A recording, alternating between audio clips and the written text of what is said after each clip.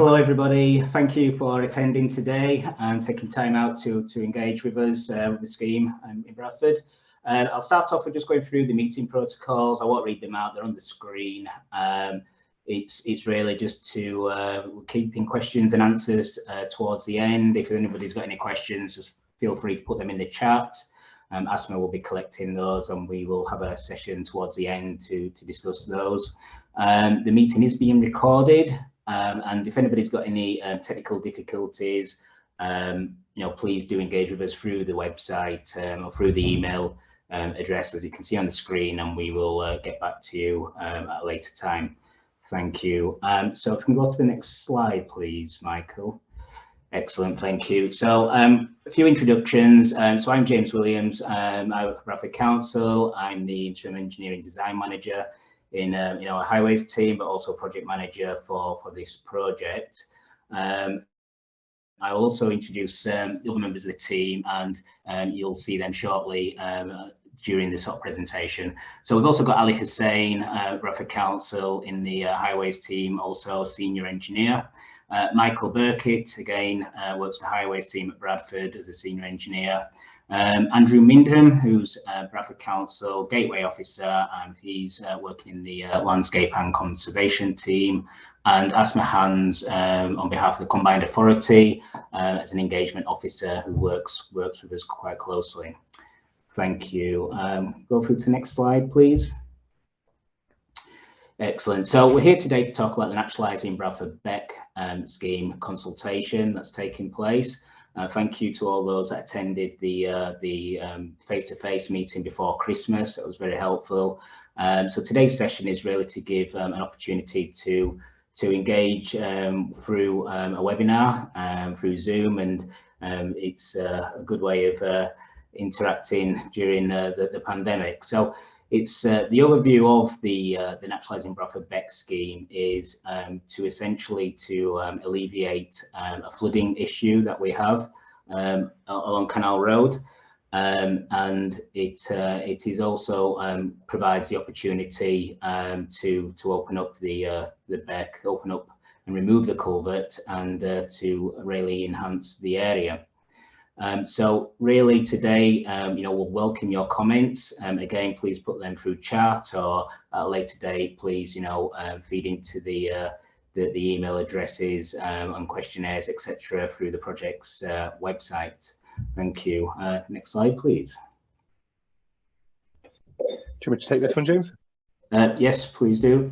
Yeah, thank you for the introduction. Yes, so up on screen now, there's one of the visualizations for the scheme. Very much an artist's impression and subject to change, but hopefully should give a good flavour, overall flavour for what we're looking to try and do, and also link back to what James was saying on the previous slide. Obviously, we could see a photo there of the culvert that we're looking to move the beck out of, and then into the naturalised sort of watercourse that we've got shown on there. So essentially, when we started off was we were looking to remove the beck from the culvert, but we quickly realised that we had an opportunity to naturalise the beck at the same time, and also to create an attractive park for everyone to enjoy and sort of make improvements to the environment at the same time. So the location specifically is adjacent to Canal Road, between Poplar Road and Briggate. So that's sort of the overall of the scheme.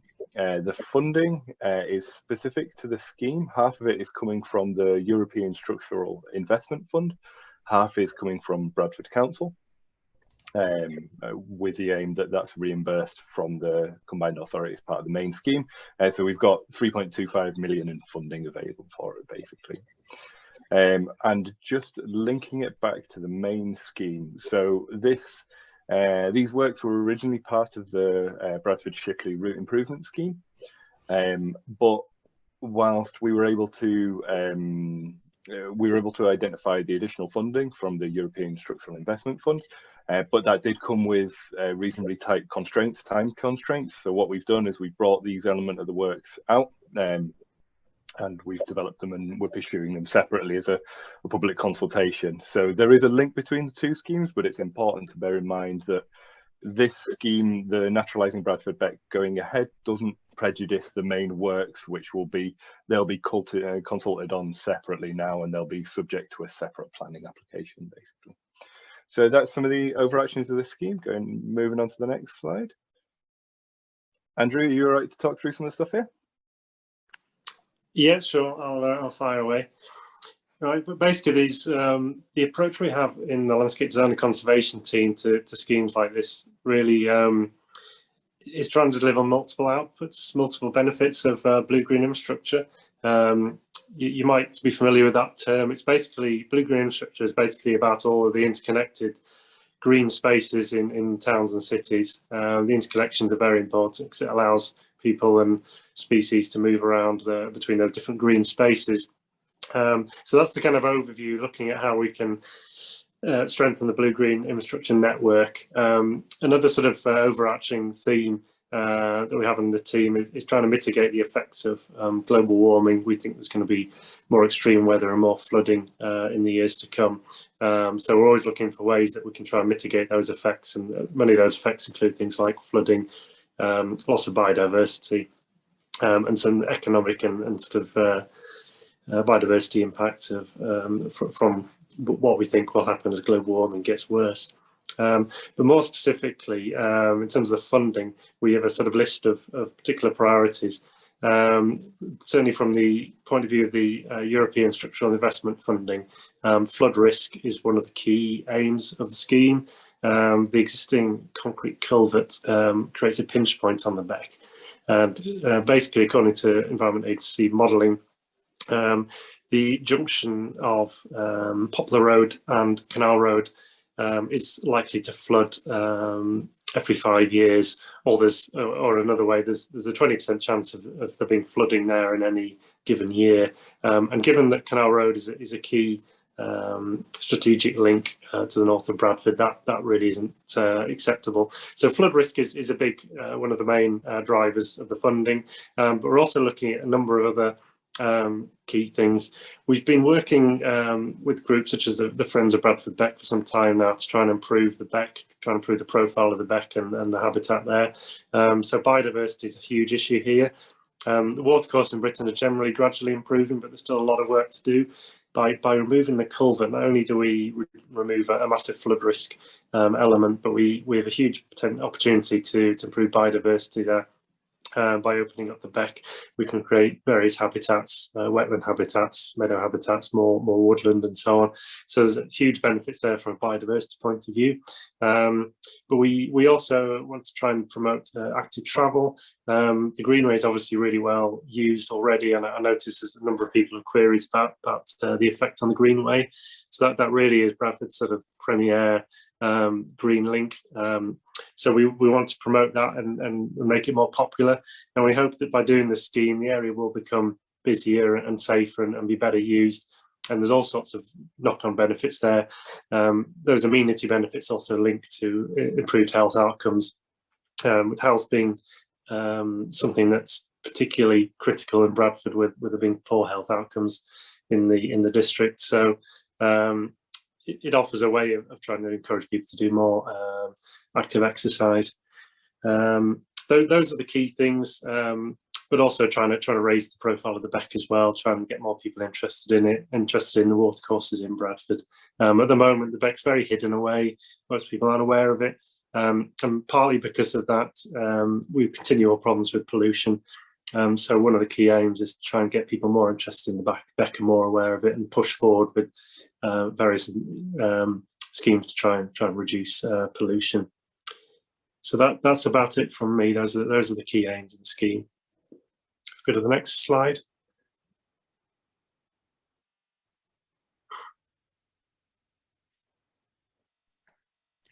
Thank you, Andrew.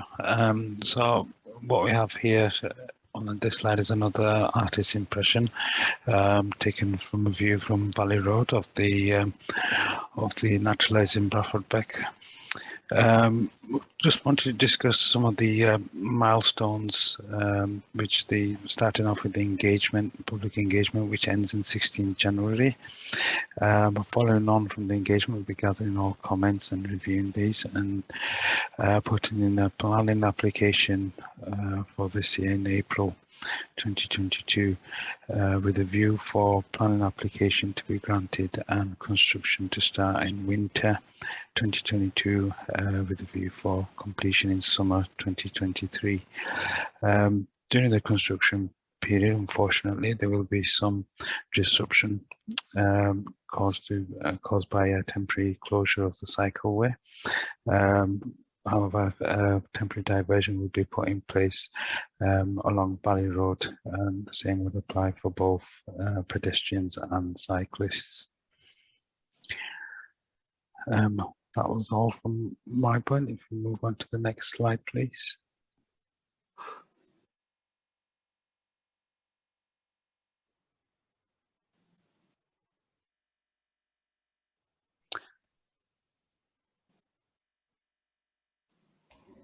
So here we can see a visual of the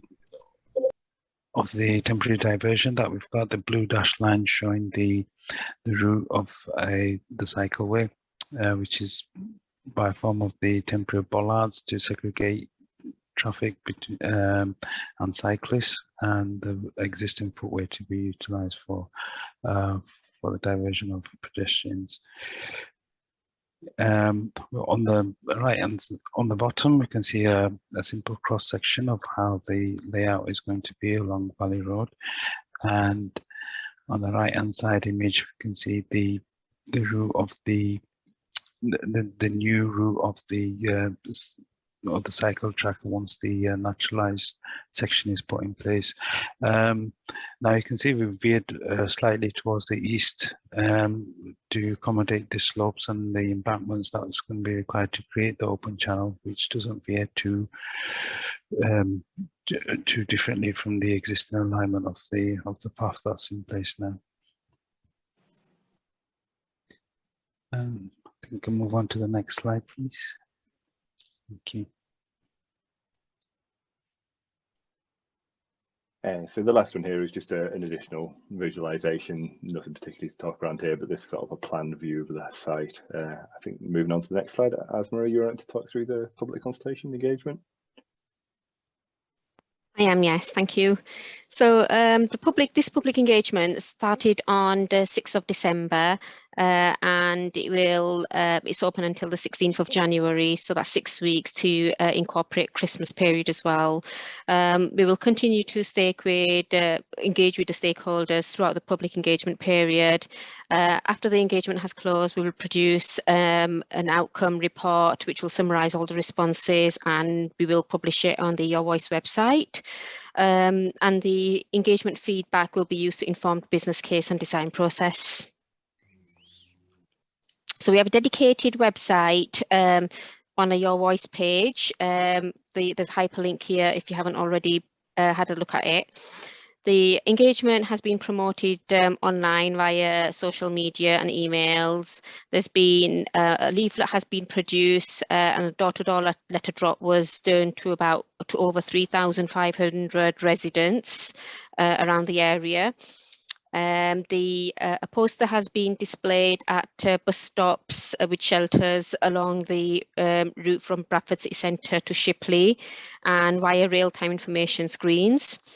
A press article has been, there was a press article in the Telegraph and Argus at the start of the event, at the engagement. A drop-in event took place at Shipley Fire Station on the 15th of December. And we're promoting this engagement via this webinar, and a recording of this will be available to view via the Your Voice website. We've also been in discussions with local councillors and various community group networks. So if you haven't already taken part in the engagement, there's an online survey available to complete via the Your Voice website. If you would like a hard copy of the survey, you can download it from the website or get in touch with us via Metroline or via the Your Voice email address. and we'll get one sent out to you. And you can also submit any questions you have via this webinar, or there's a tab at under Your Voice website. Thank you. Okay, thank you, Asma. So I think that concludes the presentation. A lot of the materials are actually online, and there's leaflets, etc. on there. So I'll open it up now to questions and answers on the chat, and I think we've had a few already. Do you want me to kick off with the ones we received before the meeting? Yes, that'll be great. Thank you, Michael. Real. So we received a few questions before the meeting, so hopefully some of them should be picked up in the presentation, but just to run through the ones we received, the first one was, are there plans to naturalise other sections of Bradford's Becks? And the council does have a long-term ambition to improve its watercourses. However, other locations currently don't have funding allocated for them. This one specifically is due to its relationship with the Bradford Shipley Route Improvement Scheme. That's why we're focusing here at this time. The next question is, will the community be able to get involved at all during the process? And could you clarify the rerouting of the Beck and why?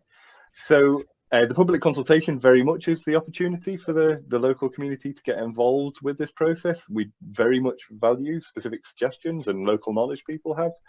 And just to sort of say, we have, during the process, worked with key public stakeholders, Friends of Bradford Beck, Air Rivers Trust, Environment Agency and Sustrans in developing the proposals.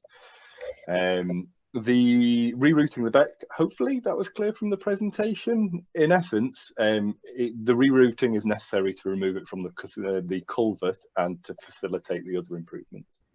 The next question was, is there car parking in the development? No, there is. Car parking isn't proposed as part of the development. The next question is, how will you ensure that construction of this project does not pollute the Beck, for example, with sediment? For this one, I'm going to defer. Andrew, are you okay to pick that one up? Yeah, that's a really good question, and it's obviously a concern if you're digging, you're doing large earthworking operations around a water body. Essentially, what we'd be doing with contractors is working up an environmental risk assessment, which if people are familiar with them, it's very much like a risk assessment you do for health and safety issues. You basically list all of the activities you're going to be undertaking on the site, the risks and the mitigation to mitigate against those risks. So it'd be things like looking at how to contain contamination, for example. You know, we've done lots of boreholes and trial pits in the area, so we think we've got a very good idea of where contamination might be. But we'll have things like bunds in place just to make sure that if there is unexpected rainfall or flooding, that material won't end up in the Beck.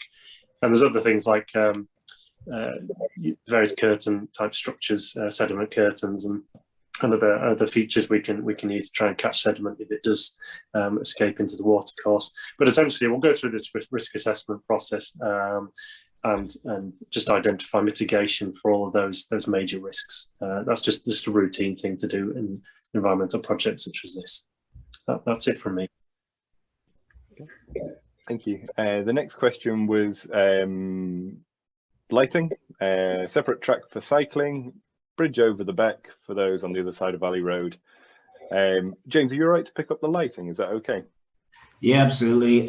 So yeah, with regards to lighting, yes, it's great. It's something that we are looking at. It's not currently within the scope, just due to the funding and the objectives we're trying to reach. But we are mindful that, you know, creating a lighting on there would enhance the cycle route further. So it's something that it probably won't happen with the Naturalising Bradford Beck Scheme itself, but it is something that we are looking to implement with the main Bradford Shipley highway scheme, which will come online at a later date. There was another question in that with regards to the bridge, Michael. The next one was separate track for cycling. Is that best for you, or is that best for somebody else, do you think? Sorry, just read the question out with regards to the cycling then. I believe it's a request for a separate track for the cycling route. I can pick it up if you like. Yeah, sure, that'd be great. Yeah. So in essence, the improvements that we're looking at here are very much localized around the beck and that specific length. We'd not, up until this point, actually looked at the sort of longitudinal, the longitudinal connections along the side of it. It's really specific to this area, and there are challenges for us with the funding. It's quite rigid and quite tight, but that is definitely something that we can take forward and consider and see if there's anything we can do with it. The next one was a bridge over the beck for the other side of the Valley Road, and again, that's something that we have been exploring on that one, and however, it's reasonably expensive to do that, and again, with we've got rigid and quite tight funding constraints. The next question, moving on a little bit, unless there's anything else somebody wants to chip in on that. I think I'll just add to that slightly, Michael. I think what we do as part of these consultation, there's a lot of really good sort of comments and feedback, like lighting and bridges, etc. And you know, we are sort of mindful of those. And although we've got very sort of tight constraints with regards to funding and the timescales, we are sort of mindful that if we do have any areas of money where we can implement some of these additional features, then we will look to do that. But the main sort of focus is on delivering the scheme to the budgets that we've got to reach the objective. So we're not discounting anything major as yet. We are collecting these on a list for things to consider, but it's subject to the funding nearer the time. Thank you. Thank you. The next question we received is, why is horse access not included in the plan? And sort of similar to the ones we've just talked about there, the original, this is very much a localized improvement around the beck, and the intention is that it's been developed sort of trying to maintain the existing access arrangements in that location, but similarly to sort of piggyback on James's answer there, that these are all valid suggestions and something that we'll take away and look at in the context of the scope and the funding as well. The next question was, I'm interested in the route of the cycle path, both temporary and final alignment. So we included the plans, one of the plans, the diversion plan, has been on the website. There was another plan in the presentation which showed the current alignment and the final alignment. So hopefully those have helped answer that question. We'll add the plan showing the existing satellite image, aerial photography, and the final thing, the final location, or the final expected location, to the website as well. And the last pre-question we received is, how does this link with the proposed widening of Valley Road? Again, this is something, hopefully it's the presentation has helped on already, but just to summarize again, the proposals are part of the Brad to Shipley re-improvement scheme, but they've been brought forward because additional funding has been secured, but with a tight time scale that it's got to be used by, basically. So that's why we're bringing these in advance of the main scheme. And it's really important to note that these being brought forward and the planning application for these works, it doesn't prejudice the main scheme. That will have separate consultation and a separate application as well. So that's the pre-questions. I believe there's been a few sort of going around that I haven't had a chance to look at. Is there somebody want to take a lead on that? Yes, I'm happy to read them out. So shall I start with the first question we've received? How will the beck be protected from pollution from the construction work? Who will be responsible for this? Has this been budgeted for? I think Andrew's touched on this, so I'll start off, and Andrew, you might want to just sort of add to that. But yeah, it'll be looking at sort of the works and the pollution, etc., will be picked up through various risk assessments with the contractor, and that will be all sort of priced for within the contract that they need to deliver.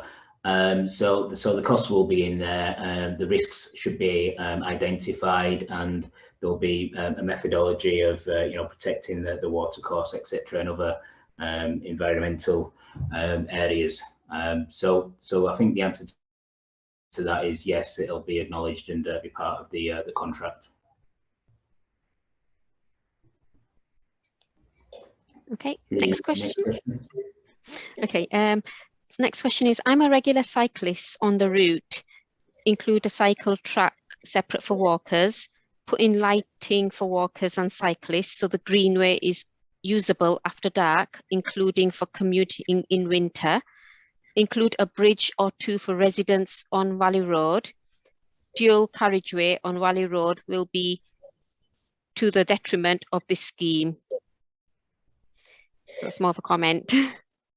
Yeah, no, yeah, thank you for your comment. So just go back and read them through. So in terms of a separate cycle track from walkers, again, we'll put that on the considerations list. It's likely to be outside the scope, to be fair, of this scheme and also the highway scheme, mainly due to the cost. But we can definitely acknowledge that and have that on a list if any sort of future funding or projects to improve the cycleway at a later date. That's something that could be looked at.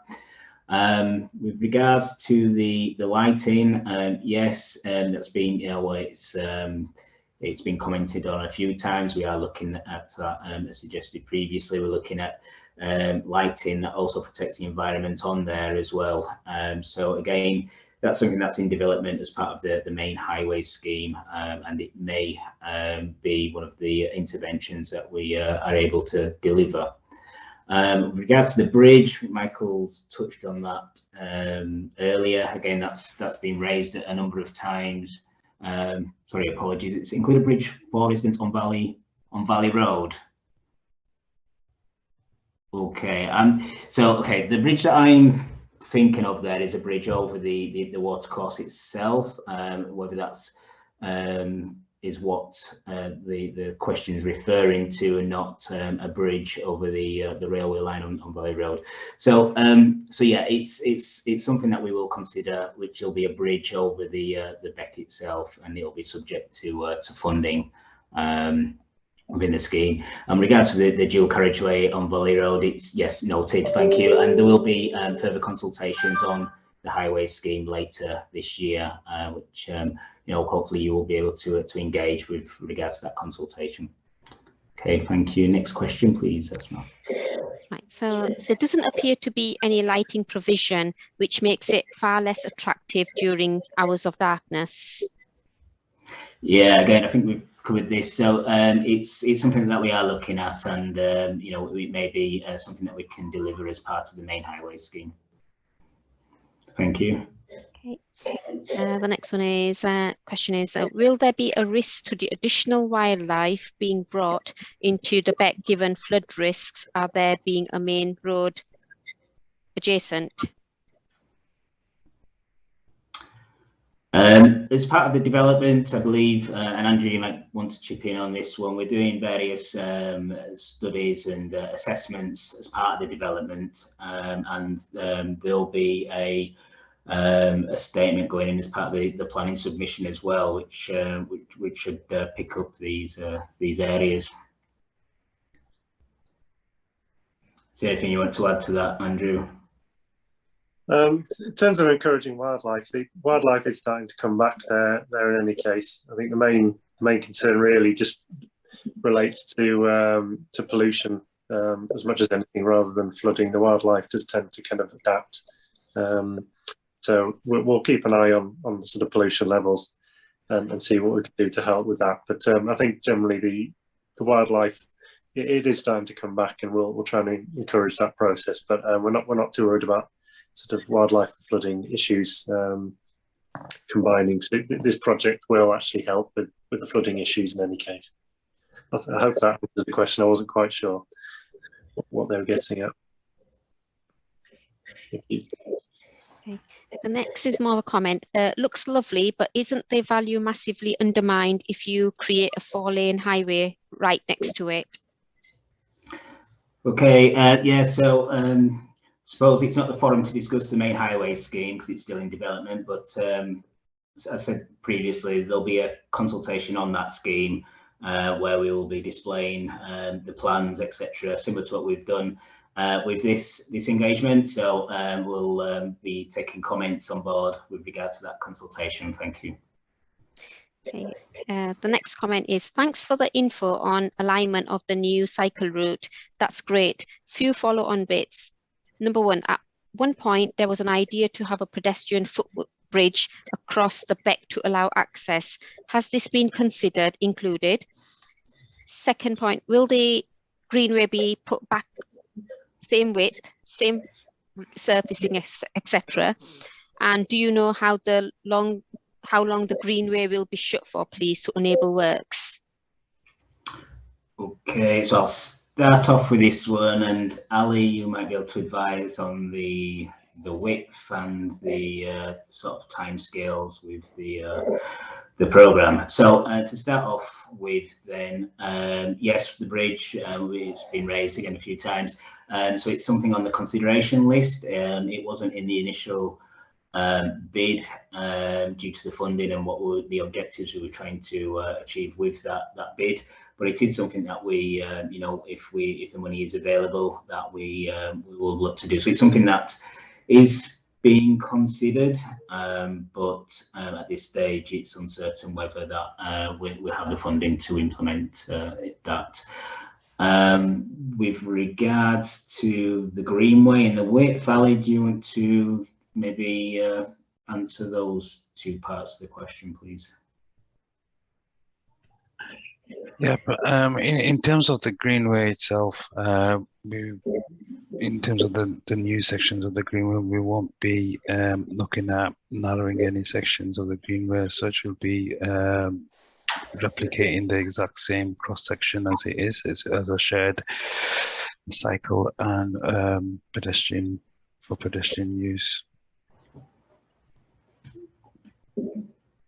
The width, I think it's just generally just over 3 meters or so. We'll be keeping that consistent with to the new section of the alignment. Okay, thank you. Okay, next question.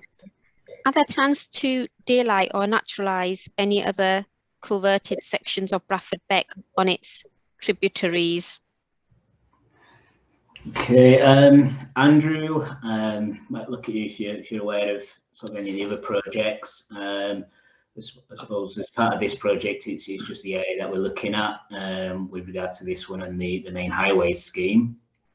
I think the short answer is probably no, but we do kind of have a continual watching brief within our team. Basically, any projects we get involved with, we do look to see whether there's opportunities for daylighting different areas of Beck. This is probably the best one for a number of reasons. But you know, we do keep an eye open for any developments in culverted areas, particularly through the town centre where there might be a possibility to do something. So it's generally raised at meetings where it's appropriate. But as of at the moment, there's no other plans, projects in development to do any more daylighting, unfortunately. The next question, can you reveal whether early responses to the consultation are broadly positive or negative about the naturalisation? Should I answer that one? I have looked at the data. I did look at the data before Christmas. I don't really want to say whether they've been positive or negative at this stage because from previous consultation, they can change. So we will have to wait till when the consultation closes. Yeah, I think to add to that, I think there has been historically there's been studies and engagement, Andrew, if I'm right, and I think there may have been a lot of support for sort of interventions to daylight it and open up the culvert, if I'm right in saying that. Yeah, there's been years of sort of study and discussion. The Friends of Bradford Beck have been very active in pushing the agenda of trying to basically daylight any parts of Bradford Beck where there's possibility. This area is particularly a particularly good example where we can have really big impact by daylighting a relatively short section. But yeah, there's been lots of discussion about this project for years and years, and we finally got to a point where we can actually do it. But we do keep an eye out for any other opportunities anywhere else where we think it's feasible, where there aren't too many constraints. Unfortunately, there are lots of constraints. In Bradford, there's lots of contamination, lots of areas where the ground level's been raised, which makes it difficult. But there's the examples such as Porterbrook in Sheffield, which we're always aware of, and we're always hoping that we might be able to do something along those lines somewhere else. But at the moment, we don't have any other firm proposals. Okay. Next question: what is the known level of water pollution now and historically? Yeah, good question. Andrew, unless you know, it might be something that we need to get back on. I think we'll need to get back to people on that. But from my understanding is that there's constantly a sort of low to moderate level of pollution in the Beck at all times. One thing that we do find is this quite regular pollution where sewage or something will be released suddenly and unexpectedly into the Beck, and that can actually be quite severe and quite visible. I know we've had work at various points where suddenly the water has become cloudy. It's very difficult to pinpoint where all these things come from, but gradually there's work in the background to identify some of these pollution sources and deal with them. The Air Rivers Trust does have a pollution who is basically on the lookout for pollution and looking for opportunities to deal with some of these issues. We did have quite a big success recently with the offshore water carrier works to the combined sewer outfall just below Briggate, where they came along and relined one of the sewers and carried out some other works which they feel will actually reduce sewer overflows there considerably. So the sort of short answer is there is low level pollution. We can't really give figures on the exact levels. I think there's others who'd be better placed to do that. But we can go away and try and find some more tangible information on that. But I think the main message is that it's highly variable and is an issue that needs to be tackled for years to come because of the so many different point sources. I believe there's over 50 combined sewer outfalls on Bradford Beck. So it's a big task, but it is something that has been looked at the moment. Okay. The next question: what plans are there for pedestrian and cycle crossing over the Leeds Road, Shipley? Otherwise, this development comes to a dead end in Shipley. Yeah, I think there's been a lot of talk over a crossing over Leeds Road for quite some time now. It's something that's not currently in the proposals, particularly Naturalising Bradford Beck. It's quite specific to the location. I do know that there are a lot of discussions with that crossing, so that might be something that we need to get back to you with. I know our transport planning team have been looking at that. So if you can leave that with us, we will get a response to see if there's any movement with regards to a crossing in that location. Okay. Do you know what the mystery cast iron pipe revealed by a pit dug on site in 2021 is? Ali, do you want to? I can answer that. Yeah, what was a mystery cast iron pipe is no longer a mystery. It was exposed for quite some time. Unfortunately, we couldn't find the owners. We did undertake some investigation works, and back and forth on what we did discover was that the actual pipe does belong to Yorkshire Water. It's a public sewer. We are looking at diverting that exposed section of pipe that we've revealed as part of the works. Okay, thank you for that, Ali. Just to add to that, I think it did have the wording possibly of sewer on there, but I think some of the difficulties we had, if I'm right in saying this, Ali, that it was getting Yorkshire Water to take ownership of that. So we had to do some further investigation work and discussion. So that kind of resulted in that pipe being exposed for a length of time, but it's been resolved now. Thank you. The next is a comment. Lighting at night can affect wildlife. Please consider this during the planning. Yeah, absolutely.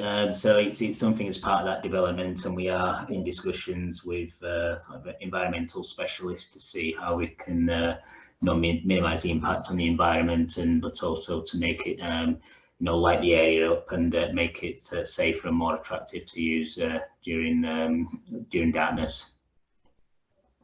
The next question, does your funding include the cleanup of graffiti or covering using foliage on the large rock formation at the far end of the beck, far side of the beck?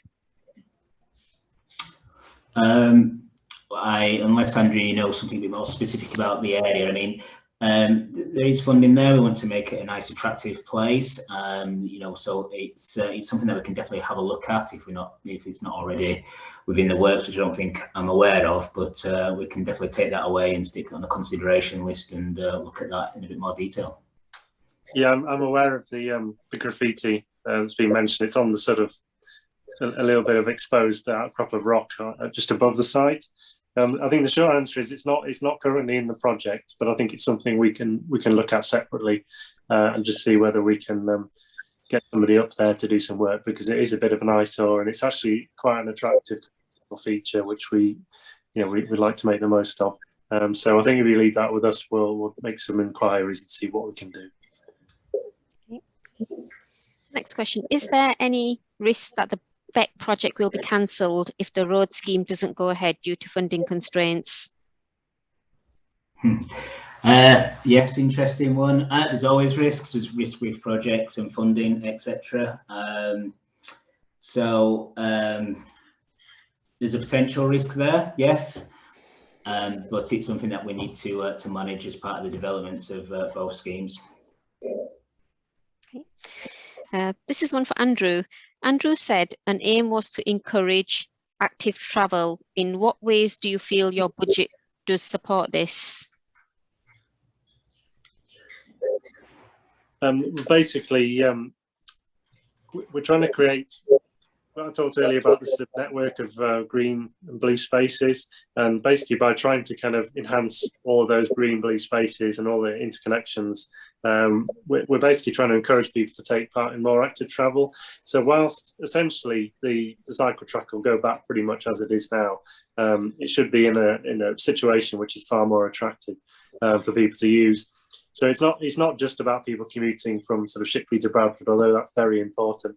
It's also about people just taking part in sort of active recreation, having a destination to go to, and having somewhere slightly more attractive to actually cycle through. I mean, it's a great resource as it is, but it doesn't really meet its potential. I think the beck has been exposed and all that work has been finished. I think it will be a very attractive area, and I think it will draw more people in. So not only will it be nice for people to cycle through on their morning commute, but I think it'll be a destination in its own right, and it'll encourage people, including families and children, to come and visit the site. And obviously, it's situated on the Greenway, so it's going to be very accessible in that way. And we hope that it will just encourage more people to be active and take part in active recreation. We will be creating a number of pedestrian paths at a small scale. People enjoy the beck and get closer to the beck, but really it's about trying to enhance what is a useful existing space and create more interest. In terms of kind of, many people have mentioned lighting, and I think there's a wider issue, quite a big issue about safety, public safety there. We generally find that the bigger or more well used these sites are, the safer it is. You tend to get more of the right kind of people. So we'd like to think that when the scheme is finished, it will have a safer, more attractive feel to it, and it will encourage more people to use it. I think there's been a lot of discussion about lighting, and it looks like we'll hopefully be implementing some kind of lighting scheme as part of the road scheme. That we're trying to create a balance here between wildlife and personal safety, basically, and there are solutions out there. We're looking at low level lighting, so we'll certainly try and press that agenda, but generally it's that really just trying to create a site that's more attractive and be busier and safer for people. Okay, so the next question, why can't I see the underground beck at present?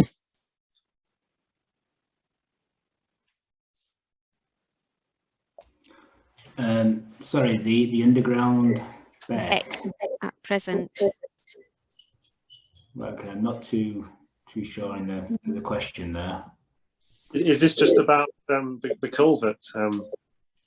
It sounds like maybe it's just more an issue about why is it being culverted in the first place. There's actually a mystery about why it's been culverted, but what we do know is that it's now running through a twin concrete culvert and is out of sight and out of mind. But we will be able to take it out and make it visible to everybody. Another question on lighting. Would lighting impact on the wildlife? I think again, just we are working with environmental specialists to mitigate any impacts, negative impacts on wildlife. So that's just in development at the moment, and it's something which may come into fruition with the main highway scheme. But it's definitely something that we are mindful of. The next question, for the construction period, I'm worried about cycling so close to Busy Valley Road with more than 1,000 HGV every day. 0.5 metre with bollards seems very flimsy and unsafe. What reassurances can you give?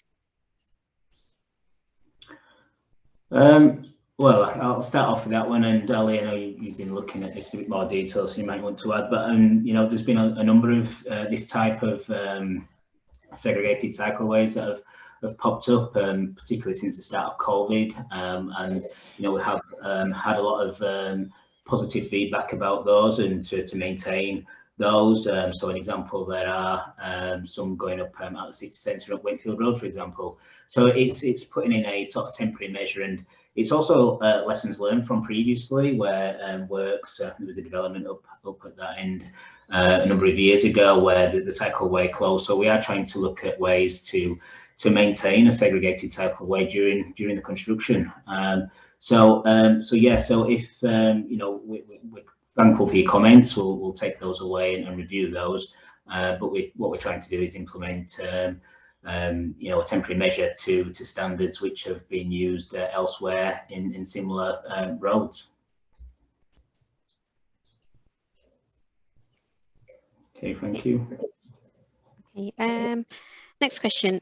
Is there any plan for car parking to allow people from further afield to visit and use this facility? I live on the other side of Bradford and bus services are spotty. One doesn't run on a Sunday.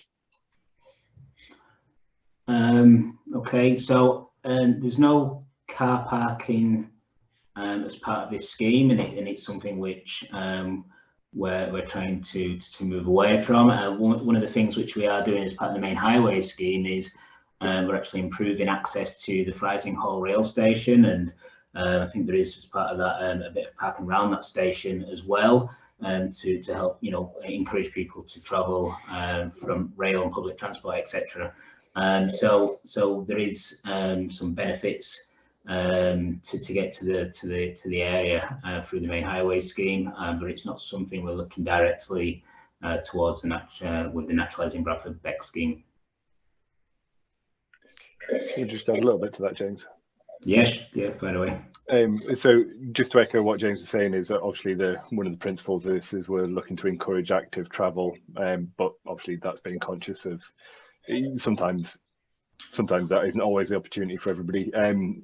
There are local roads around the area, basically a short walk away, and park on them as normal without needing dedicated provision in the vicinity of the site. So that hopefully ticks both boxes, if that helps. Okay. Next question. How will you work with the shop Nisa Premier to encourage customers to stop littering, polluting the new greenway daylighting?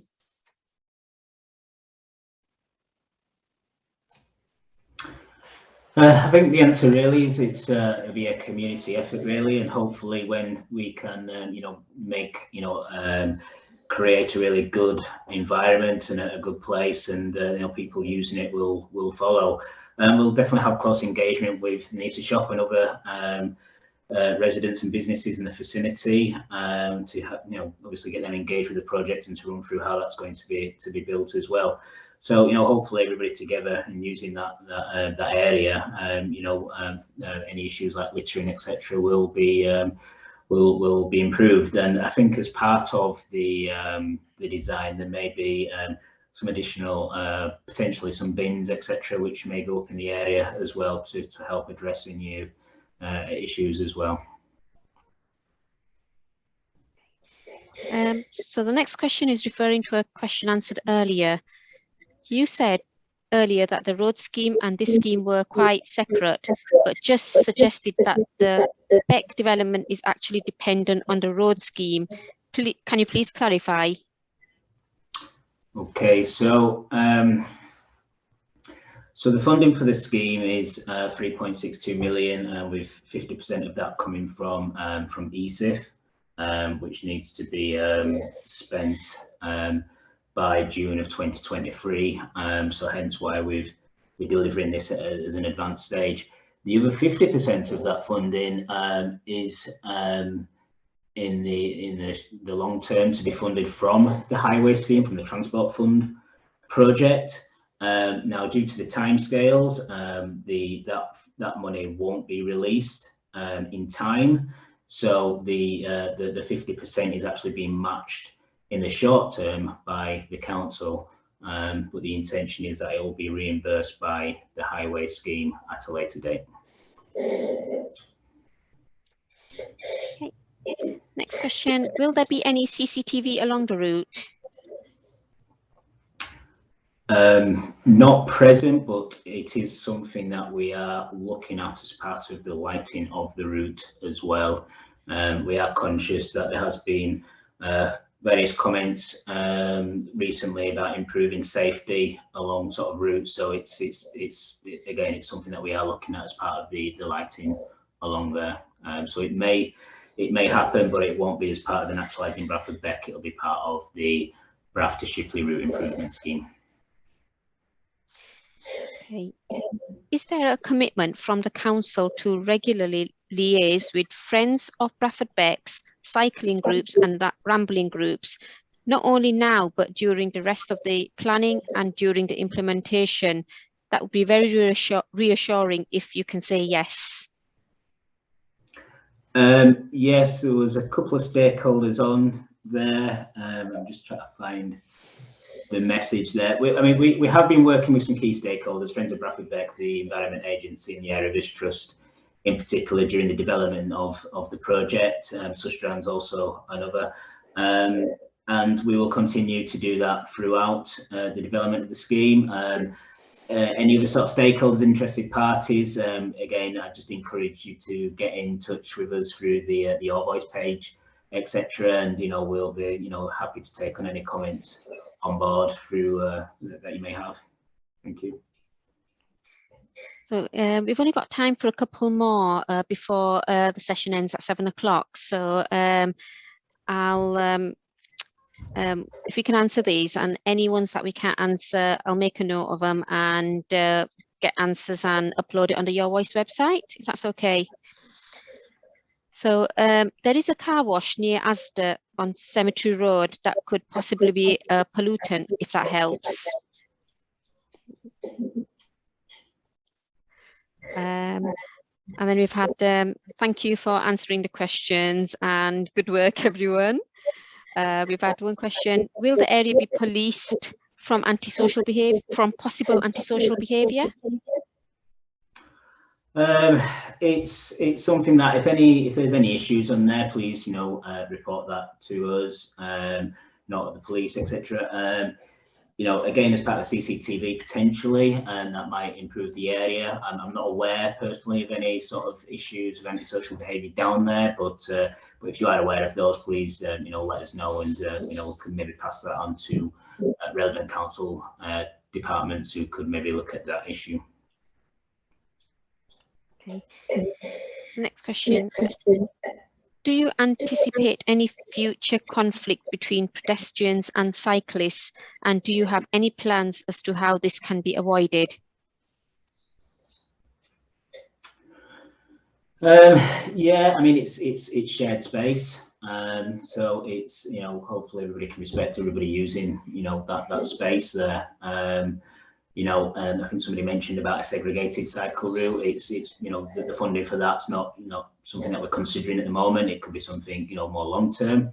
But you know, it's hopefully, you know, people can be respectful of each other and use that, you know, space, you know, with each other.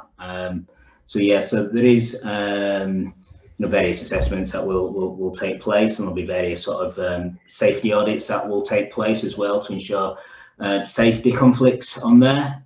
But again, shared space is nothing unusual. So again, it's just you know, being mindful that everybody uses that space respectfully with each other. I think we have only time for one last question. If you can take this as a last question, and then, as I said, any other questions, please do continue to send them in via the question and answers on the Your Voice website or via email. So the last question, can you elaborate on where the flooding is coming from, given the upper part of the beck has been subject to a flood control scheme in central Bradford, including Centenary Square? Is runoff from roads and recent housing developments some of the sources?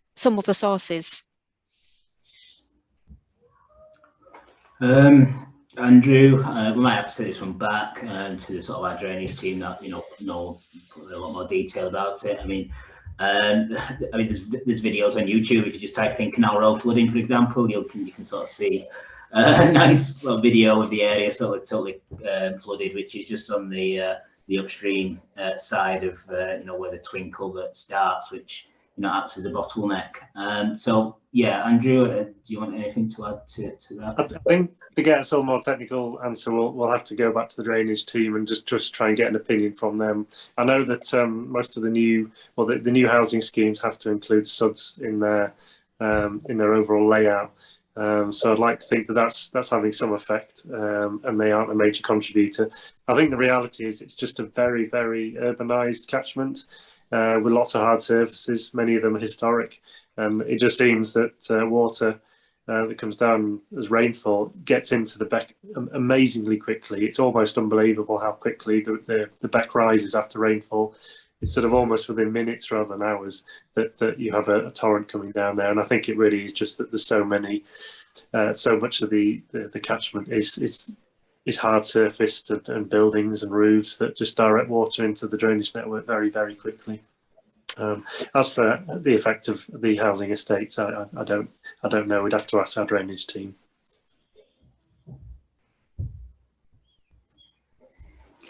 Apologies if I missed it. When I was going to say, did we mention about just the constraint of the culvert, the restriction?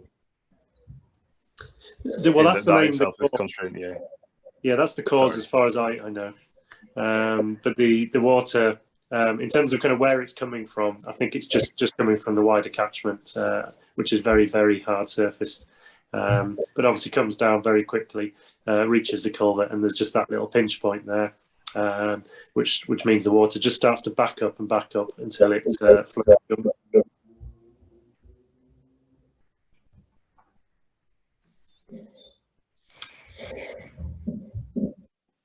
Okay, so this is all we have time for today. We would all like to thank you very much for taking time out to listen to us and ask all the questions. Please continue to do so if you have any further questions.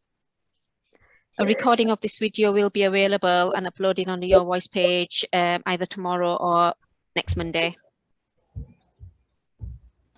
Yes, that's great. Thank you, Asma, and thanks everybody for attending.